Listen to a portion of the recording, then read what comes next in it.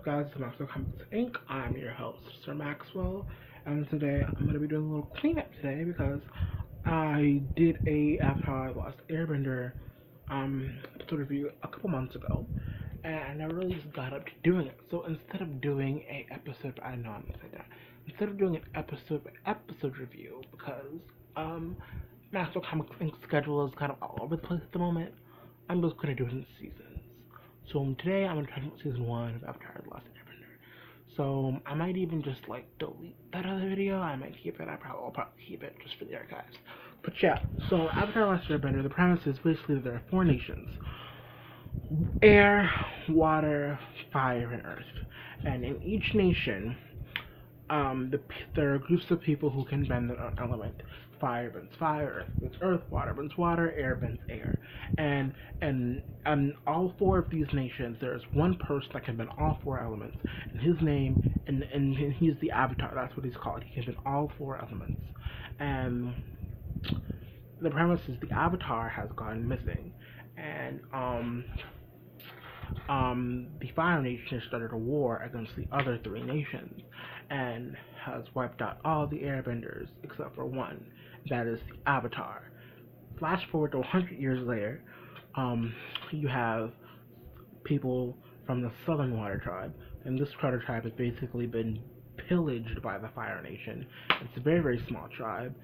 There's some elderly people, a bunch of little children, and 2 teenagers, Sokka and Katara. While going out looking for food, Sokka and Katara find Aang, our Avatar, frozen in a block of ice. They free him from the block of ice. They take him back to their tribe, and they slowly discover that he's the Avatar. And after they encounter the Fire Nation, and Aang shows off some cool powers that he has as the Avatar, they set off on his journey to go to the Northern Water Tribe, to where there are waterbending masters to teach Aang water and also teach Katara water, because she's also the last waterbender of her tribe. And basically, the premise of the show is he has to go and master the 4 elements and stop the Fire Nation, face off against the Fire Lord to save the world. That is the premise of Avatar: The Last Airbender. And basically, I'm just going to go over some basic plot points and some characters. Now let's just first start with Aang. Aang is a very fun-loving kid. He's basically, like, the philosophy is air is element of freedom, and Aang is definitely a free kid. He's kind of carefree, but this season 1 is basically him embracing his role as the Avatar, and it's him coming into his own and growing up from being a little kid to someone who's ready to take on the world. And then we kind of get his backstory in one episode about how, the monks they kind of worked him a little too hard. And, what's up with my brightness? Come on, people. Yeah, that's better. So, kind of how the monks kind of put a little too much pressure on him. He ended up running away, and that's when the Fire Nation went from the Air Nomads to this big thing. So basically, he feels responsible for his people's death, which is kind of a lot of weight on his shoulders.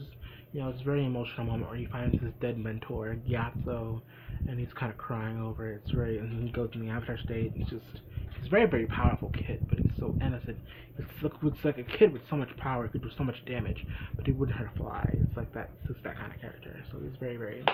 I like Aang. Katara is kind of the mother figure of the trio, and she's kind of new too. She hasn't really come into her own yet. This is her kind of learning. She wants to learn how to be a waterbender.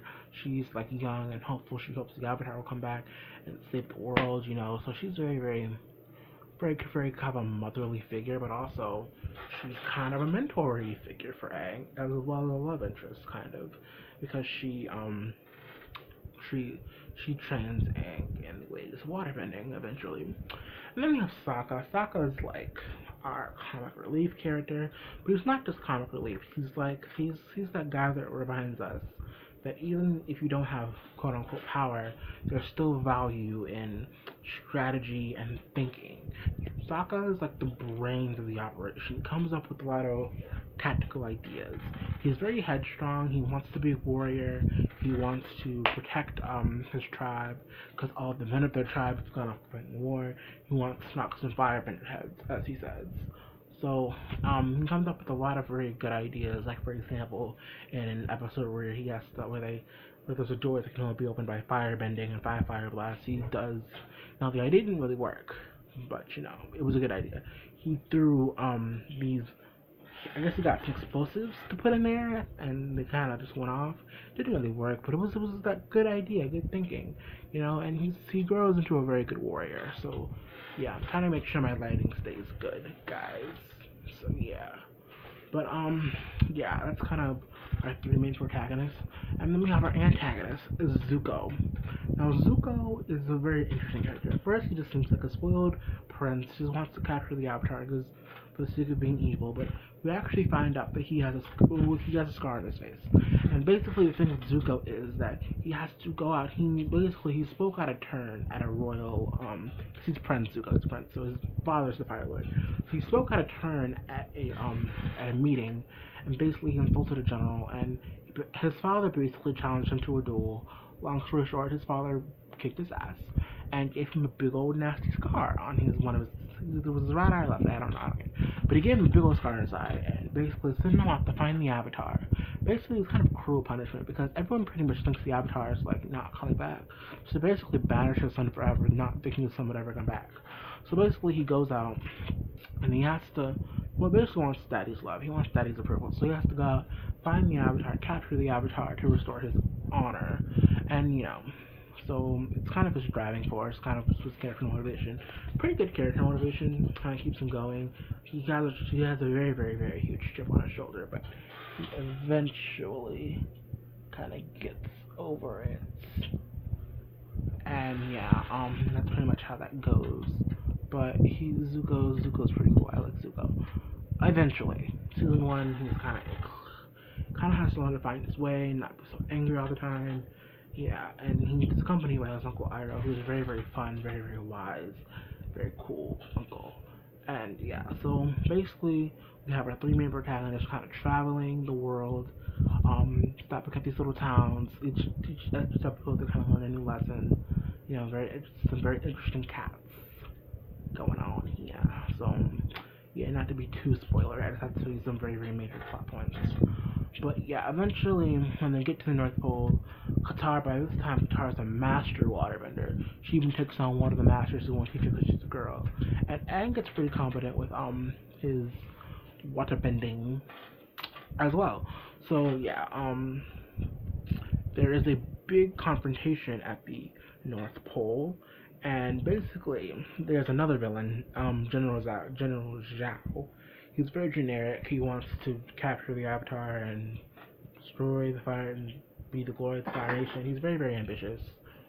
Just one of those generic characters who just wants power for the sake of power. And yeah, that's pretty much all he really wants. And yeah, so there's a big confrontation at the North Pole having to do with the moon spirits. I'm not going to give too much away, but there has to do with the moon spirits and everything that kind of happens to happen because there's a siege on the Northern Water Tribe. So it's like an all-out battle, very, very cool. Something very, very cool happens at the end, and that they are able to wipe out the firebenders there, and yeah, the day is saved. So my thoughts on season one. Season one was a very, very good introduction to a lot of characters. It set up a lot of plot points. It set up a lot of had good action, had good animation, had good story, and I really, really liked it. And basically set up for a very, very, very great second season and a phenomenal third season. And Legend of Korra, all that other stuff. So yeah, but season one is basically it's good, it's decent, it's good. It leaves you wanting more. I'll say that.